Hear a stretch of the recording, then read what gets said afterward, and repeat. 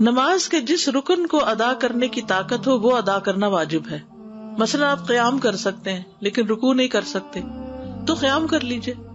آپ قیام نہیں کر سکتے لیکن رکوع کر سکتے ہیں تو رکوع کر لیجئے. آپ قیام اور رکوع کر سکتے سجدے میں نہیں جا سکتے تو قیام اور رکوع تو پراپر کیجئے. سجدے کے لیے آپ کرسی پہ بیٹھ کے اشاروں سے نماز پڑھ لیجئے.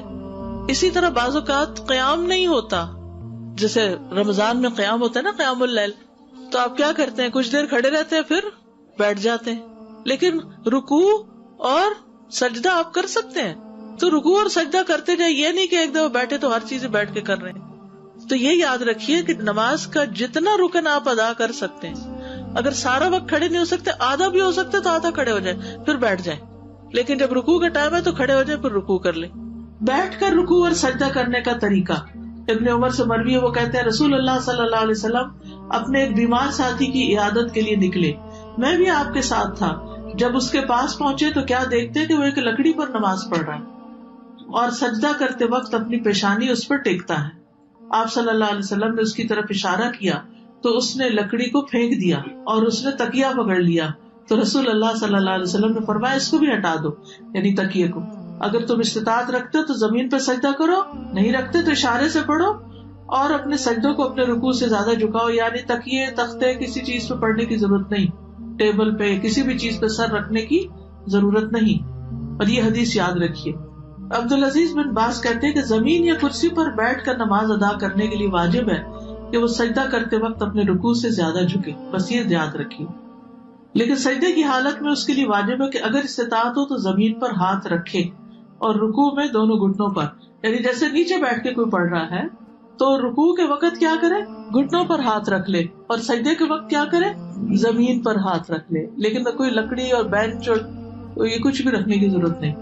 اگر زمین تک نہیں جاتا تو جہاں تک ہاتھ انگلیاں لگتی ہیں تو اتنی لگا لے تاکہ رکوع اور سجدے میں اشارے میں فرق ہو.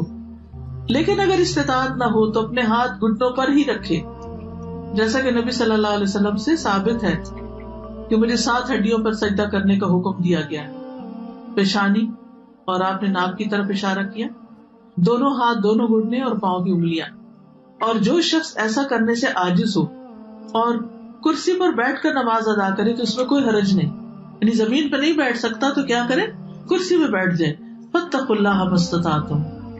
نبی صلی اللہ علیہ وسلم نے فرمایا اذا امرتکم بامر فاتوا منہ ما استطعتم. جب میں تمہیں کسی چیز کا حکم دوں تو تم اپنی استطاعت کے مطابق اس پر عمل کرو. رکوع اور سجود میں کمر جھکانے کا طریقہ. اگر کوئی شخص کمر جھکا نہیں سکتا، بعض لوگوں کی بیک کی سرجری ہوتی ہے، جھکا ہی نہیں سکتے، تو وہ سر جھکا لے، گردن ہی جھکا لے. اور اگر اس کی کمان کی طرح پہلے سے ہی دوہری ہو تو ایسا لگتا ہے کہ رکوع کی حالت میں ہے تو جب وہ رکوع کا ارادہ کرے تو تھوڑا اور جھکے. بعض لوگوں کا کب نکل جاتا ہے نا، کبڑا جیسے ہوتا ہے، اس کی کمر پہلے ہی ایسے ہے تو وہ کیا کرے، تھوڑا سا اور سر جھکا لے. پھر سجدے کی حالت میں جتنا اس کے لیے ممکن ہو اپنے چہرے کو زمین کی طرف اور زیادہ قریب کرے، جتنا ممکن ہو نیچے تک جائے سجدے میں. یاد رکھیے کرسی پر بھی بیٹھے ہوئے جتنا آپ جھک سکیں جھکتے جائیں. اب صف میں کرسی رکھنے کا طریقہ. کرسی کو صف میں رکھنے کے متعلق علماء نے بیان کیا کہ جو شخص بیٹھ کر نماز ادا کرتا ہے اس کے لیے اس کی پشت معتبر ہوگی، چنانچہ نہ تو وہ صف سے آگے ہو نہ پیچھے ہو. مقعد وہ حصہ ہے جس پر جسم کا انحصار ہے، یعنی کرسی اس طرح رکھے کہ لائن میں اس کے کندھے دوسروں کے ساتھ لگ رہے ہیں، پاؤں نہیں. کیا رکھے، کندھے، سر یہ برابر ہونا چاہیے.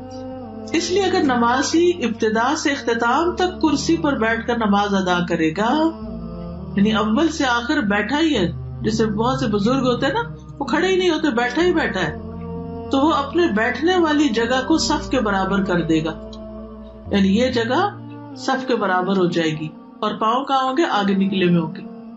اور اگر وہ کھڑا ہو کر نماز ادا کرے گا اور صرف رکوع سجدے کے وقت کرسی پر بیٹھے گا تو اس میں کھڑا ہوتے وقت صف میں برابر کھڑا ہوگا. کرسی پیچھے جائے گی، پھر کرسیاں الگ رکھی جائیں گی تاکہ وہ دوسروں کے لیے تکلیف کا باعث نہ بنے. عین بیچ میں کرسی نہیں رکھے کہ پیچھے والا کیا کرے گا. اور کرسی بھی ایسے جو آگے پیچھے ہو سکتی ہو. کامن سینس ہے بالکل. اپنی پوری کوشش کے ساتھ جتنا کر سکتے ہو کر لو. نماز کے واجبات کو ادا کرنے کا قاعدہ یہ ہے کہ نمازی جس فعل کو سر انجام دینے کی طاقت رکھے اسے ادا کرنا اس پر واجب ہے، اور جس رکن کو ادا کرنے سے وہ عاجز ہو وہ ساقط ہے۔ جو کر ہی نہیں سکتے، ہم نے بعض اوقات ایسا تو گھٹنے اکڑ جاتے ہیں، تو آپ پوری طرح جلسہ استراحت میں پوری طرح پیچھے نہیں بیٹھ سکتے، یعنی آگے اکڑو سے ہو کے بیٹھے ہوئے ہوتے ہیں، کوئی بات نہیں، یہ نہیں کہ اٹھتے ہی دوبارہ سجدے پہ چلے گئے، نہیں، جتنا رک گئے، ٹیڑھے رکے، سیدھے رکے، جتنی استطاعت ہے، فاتقوا اللہ ما استطعتم۔ لہذا جو شخص قیام کرنے سے عاجز ہو تو وہ قیام کی حالت میں کرسی پر بیٹھ سکتا ہے، لیکن رکوع اور سجدہ اس کی اصل صورت میں ہی کرے گا۔ جیسے قیام سے عاجز ہے کوئی، جیسے لمبی نماز میں مثلا، تو قیام میں کرسی پہ بیٹھ جائے لیکن رکوع اور سجدہ اصل صورت میں کرے، یعنی پھر اٹھ کے آرام سے رکوع بھی کرے، سجدے میں بھی جائے۔ اگر وہ قیام میں کھڑا ہو کر نماز ادا کرنے کی استطاعت رکھتا ہے اور اس کے لیے رکوع اور سجدہ کرنا مشکل ہے تو وہ کھڑے ہو کر نماز پڑھے گا اور رکوع اور سجدے کے وقت کرسی پر بیٹھ جائے گا اور اپنے سجدوں میں اپنے رکوع سے زیادہ جھکے گا۔ یہ نوٹ کر لیجیے، کس طرح کرسی پہ پڑھے گا؟ اپنے سجدوں میں رکوع سے زیادہ جھکے گا، یعنی بیٹھے بیٹھے ہی رکوع کرے گا کم جھک کر، اور جب سجدہ کرے گا بیٹھے بیٹھے تو زیادہ جھکے گا۔ قیام سے معذور شخص پر سجدہ اور رکوع کرنا لازم ہے۔ اگر وہ عذر کی وجہ سے قیام ترک کرے تو اس وجہ سے اس کے لیے اپنے سجدوں اور اپنے رکوع کے لیے کرسی پر بیٹھے رہنا جائز نہیں، وہ تو اٹھے اور کرے، جسے پہلے میں نے عرض کیا۔ علقمہ بن وقاص سے روایت ہے، انہوں نے کہا، میں نے عائشہ رضی اللہ تعالی عنہا سے پوچھا، جب رسول اللہ صلی اللہ علیہ وسلم بیٹھ کر 2 رکعتیں پڑھتے تو کیا کرتے تھے؟ جب بیٹھ کے نماز پڑھتے تھے تو کیا کرتے تھے؟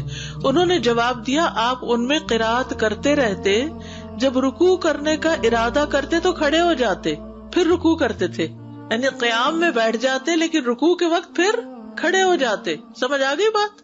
اوکے۔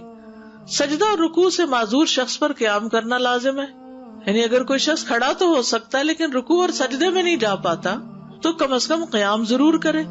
کچھ لوگ ہوتے ہیں قیام کر سکتے ہیں لیکن وضو کیا، جا کے ڈھک کرسی میں بیٹھ گئے اور وہی سارا پڑھا۔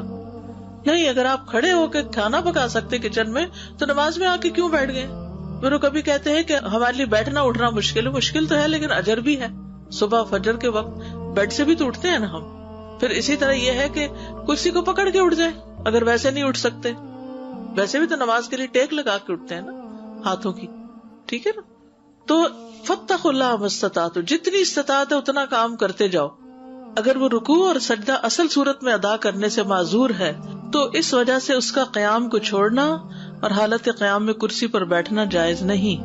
کچھ قیام بیٹھ کر، کچھ قیام کھڑے ہو کر کرنے کی اجازت ہے۔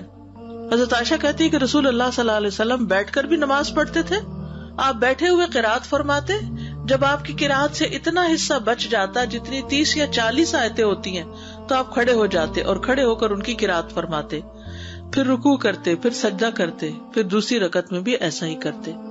سہارا لے کے نماز پڑھنے کی اجازت، کرسی کا سہارا یا پھر کوئی ستون کا سہارا، دیوار کا سہارا۔ رسول اللہ صلی اللہ علیہ وسلم جب بڑی عمر کے ہو گئے اور جسم کچھ بھاری ہو گیا تو اپنی جائے نماز کے پاس آپ نے ایک ستون بنا لیا، آپ اس کا سہارا لے کر نماز پڑھتے تھے۔ جو قیام نہ کر سکے وہ بیٹھ کر نماز پڑھ لے، جو قیام نہ کر سکے وہ بیٹھ کے نماز پڑھ لے۔ حضرت عائشہ سے روایت ہے کہ کچھ لوگ نبی صلی اللہ علیہ وسلم کی آپ کے ایک مرض کے دوران عیادت کرنے آئے، آپ نے انہیں بیٹھ کر نماز پڑھائی۔ شوکانی کہتے ہیں کہ اگر کوئی شخص کسی عذر کی بنا پر قیام کی استطاعت نہ رکھے تو بیٹھ کر نماز ادا کر لے، اور جو شخص عذر کی بنا پر بیٹھنے سے بھی قاصر ہو وہ پہلو کے بل لیٹ کر نماز ادا کر لے۔ اگر ٹیک لگا کے کر سکتا تو ٹیک لگا کے کر لے۔ کچھ ایسے معذور ہو جاتے ہیں نا کہ جو بیٹھ نہیں پاتے، بزرگ ہوتے ہیں تو ان کو ٹیک لگواتے۔ عمران بن حسین رضی اللہ عنہ کہتے ہیں کہ مجھے بواسیر کا مرض تھا، پائلز تھے، تو میں نے نبی صلی اللہ علیہ وسلم سے نماز کے بارے میں دریافت کیا۔ آپ نے فرمایا کھڑے ہو کر نماز پڑھو، اگر تمہیں اس کی بھی طاقت نہ ہو تو بیٹھ کر ادا کرو، اور اگر اس کی بھی طاقت نہ ہو تو پہلو کے بل لیٹ کر پڑھ لو، یعنی کرسی پہ نہیں بیٹھ سکتے، چارپائی پہ نہیں بیٹھ سکتے تو لیٹ جاؤ، سائڈ پہ پڑھ لو۔ جیسے بھی حالات ہو کسی بھی حال میں نماز چھوڑنا جائز نہیں، بلکہ مکلف پر واجب ہے کہ اپنے تمام حالات میں، اپنی تندرستی میں بھی، اپنی بیماری میں بھی نماز کی شدید خواہش رکھے۔ کیونکہ نماز اسلام کا ستون ہے اور شہادتین کے بعد تمام ارکان میں سب سے بڑا رکن ہے. کسی مسلمان آدمی کے لیے فرض نماز کو چھوڑنا جائز نہیں. سبحانک اللہم و بحمدک اشہد ان لا الہ الا انت استغفرک و اتوب الیک.